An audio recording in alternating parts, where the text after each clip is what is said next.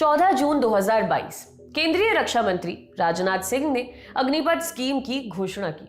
इस स्कीम के तहत युवाओं को 4 साल की अवधि के लिए सशस्त्र सेनाओं में कमीशन पर भर्ती किया जाएगा, जिसके बाद ये सवाल पूछा जाने लगा कि 4 साल के बाद इन रिटायर्ड अग्निवीरों का भविष्य क्या होगा।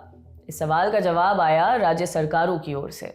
उत्तर प्रदेश, मध्य प्रदेश, हरियाणा, असम राज्यों के मुख्यमंत्रियों ने अग्निवीरों को राज्य पुलिस भर्ती में वरीयता देने की बात कही है। मध्य प्रदेश के मुख्यमंत्री शिवराज सिंह चौहान ने घोषणा की है कि अग्निवीर योजना के तहत सेना में काम करने वाले जवानों को मध्य प्रदेश पुलिस की भर्ती में प्राथमिकता दी जाएगी। शिवराज सिंह चौहान ने कहा कि युवाओं को सेना से जोड़ने और देश की सुरक्षा के लिए इस योजना की शुरुआत हो रही है। इस योजना के तहत 45,000 नौजवानों को देश की सेवा का अवसर और साथ ही रोजगार भी मिलेगा। उन्होंने कहा कि अग्निपथ योजना के तहत सेना से जवानों को जोड़ने वाली इस योजना के लिए प्रधानमंत्री नरेंद्र मोदी को हृदय से आभार और रक्षा मंत्री राजनाथ सिंह को भी बधाई।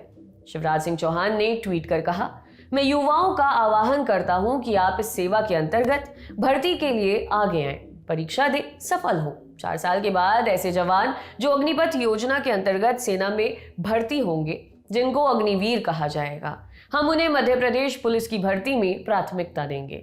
यूपी के सीएम योगी आदित्यनाथ ने कहा कि पुलिस और संबंधित सेवाओं में अग्निवीर को प्राथमिकता दी जाएगी। योगी आदित्यनाथ ने कहा, अग्निपथ योजना युवाओं के जीवन को नए आयाम प्रदान करेगी, वे उनके भविष्य को स्वर्णिम आधार देगी। युवा किसी बहकावे में ना आए। मां भारती की सेवा हेतु संकल्पित अग्निवीर राष्ट्र की अमूल्य निधि होंगे। वे उत्तर प्रदेश सरकार अग्निवीरों को पुलिस व अन्य सेवाओं में वरीयता देगी। इसी तरह की घोषणा हरियाणा के मुख्यमंत्री मनोहर लाल खट्टर ने भी की। उन्होंने कहा कि उनकी सरकार 75% सैनिकों को वरीयता देगी, जो वापस आकर सरकारी नौकरी की तलाश करेंगे, और अन्य क्षेत्रों के लिए भी उन्हें वरीयता देने की योजना बनाई जाएगी।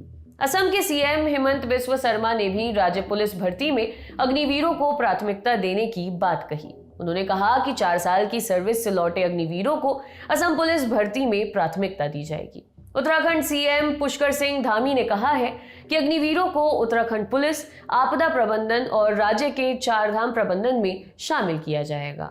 अग्निपथ स्कीम की घोषणा होते ही गृह मंत्री अमित शाह ने भी एक बड़ा ऐलान किया।